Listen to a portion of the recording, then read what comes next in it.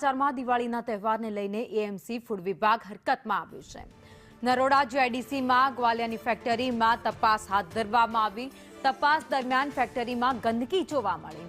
ગુટકાના પાઉચના ટુકડા પણ મળી આવ્યા છે. તો ફૂડ વિભાગે સેમ્પલ લીધા છે. ગ્વાલિયાને નોટિસ ફટકારશે.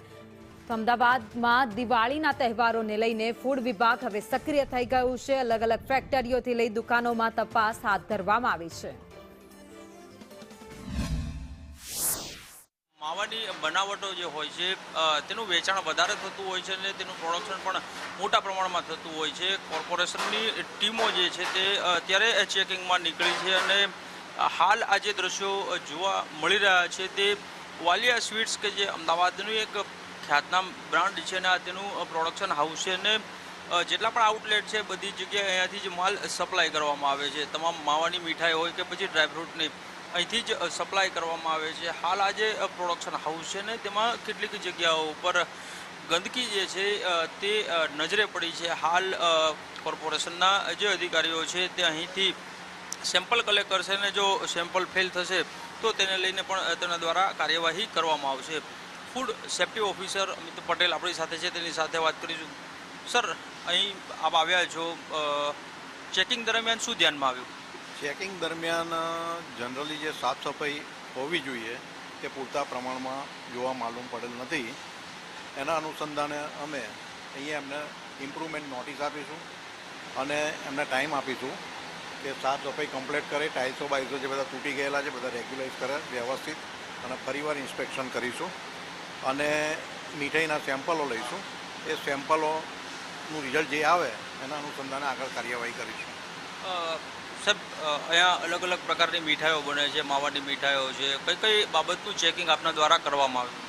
આમાં મીઠાઈમાં જે વપરાતા રો મટીરિયલ્સ હોય છે, ખાસ કરીને કલર, પછી ડ્રાયફ્રૂટ્સ, ઘી, માવો, એ કેવી રીતના બનાવવામાં આવે છે માવોને, અને ડ્રાયફ્રૂટ્સ કેવા પ્રકારના વાપરવામાં આવે છે. રેડીમેડ લાવતા હોય, ઘણા હલકી કક્ષાના ડ્રાયફ્રૂટ્સ પણ વાપરતા હોય છે, એનું પણ ચેકિંગ કરવામાં આવે છે. અહીંયા ગંદકી કેટલાક કિસ્સામાં જોવા મળી રહી છે. જો આવી સિચ્યુએશનમાં જો પ્રોડક્શન મીઠાઈનું કરવામાં આવે તો મીઠાઈ ખરાબ થવાની શક્યતાઓ ખરી કે કેમ, તેને લઈને શું કહે? મીઠાઈમાં જો અનહાઇજેનિક કન્ડિશનમાં બિલકુલ બનતી હોય તો એમાં ફૂડ પોઈઝનિંગ થવાની શક્યતા વધારે હોય છે. સામાન્ય રીતે ઘરમાં થોડુંક આપણે રસોડામાં પણ કામકાજ ચાલુ હોય તો થોડુંક એવું જોવા મળે, પણ અહીંયા જે ટાઇલ્સને બધા તૂટી ગયેલા છે એના કારણે થોડું વધારે ગંદુ દેખાય છે. એ એમને નોટિસ આપીને અમે ઇમ્પ્રુવમેન્ટ કરાવીશું. તો જે પ્રમાણે ફૂડ સેફ્ટી ઓફિસર છે તે કહી રહ્યા છે કે અહીં કેટલાક પોર્શનમાં જે અહીં ગંદકી જોવા મળી છે અને તેને લઈ અને સફાઈ કરાવવા માટે થઈ અને તેમને નોટિસ જે છે તે પાઠવવામાં આવશે. કેમેરામેન પુખરાજ શર્મા સાથે કશ્યપ જોશી, સંદેશ ન્યૂઝ, અમદાવાદ.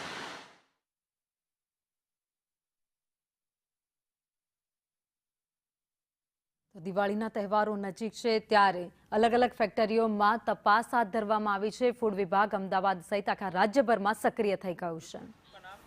મહેશભાઈ, આજે एएमसी फूड डिपार्टमेंट की जो टीम आई थी जी, क्या कुछ देखते गए, क्या कुछ कार्यवाही की? कार्रवाई जैसा कुछ नहीं था, कुछ थोड़ा बहुत पत्थर वगैरह में इसमें टूटा हुआ जैसा था. बाकी जो जनरली वे में काम चलता है साफ सफाई संबंधित ऐसा उन्होंने बताया कि सब ठीक है, लेकिन कुछ जो साफ सफाई का और जो स्टोन टूटा हुआ था उसके लिए बोला ठीक है सर, रिपेयर करवा देंगे. गुटखा का पाउच भी मिला है ऊपर का? वो सर कोई बढ़िया गिर गया तो होना नहीं चाहिए, क्योंकि खाता नहीं, जो एंट्री नहीं है इसके अंदर. फैक्ट्री के अंदर गेट में जो चेक होता है तो फिर उसके बाद कैसा है? अब वो सर वो मेरे को भी ऐसा है, खेद है कि ऐसा नहीं होना चाहिए. जहाँ पाउच मिला जी, उसके आसपास में गंदगी भी मिली थी. वो व्हाइट कलर का कुछ पाउडर था, कुछ साबुन के टुकड़े पड़े थे. वो सर पाउडर जैसा नहीं है एक्चुअली में. हाँ, उसमें क्या है, दूध का काम होता है वहाँ पे, तो सुबह शाम तो हमेशा वास होता है, लेकिन जब वर्किंग टाइम होता है तो उसमें उसका जो बार बार में केटल को साफ करता है तो वाइट जैसा वो पानी का वो हो जाता है. वो नहीं था तो साबुन पड़ा था वहाँ. साबुन तो काम में नहीं लेते हैं सर, साबुन नहीं होगा, वही होगा उसका, वो निकलता है बार बार में धोता है. एक बार सब गर्म करता है दूध, उसके बाद में फिर केटल को साफ करता है तो वो पानी वहीं गिराता है. अहमदाबाद की जो अच्छी अच्छी ब्रांड्स है ना उसमें से एक आपकी एक जी सर.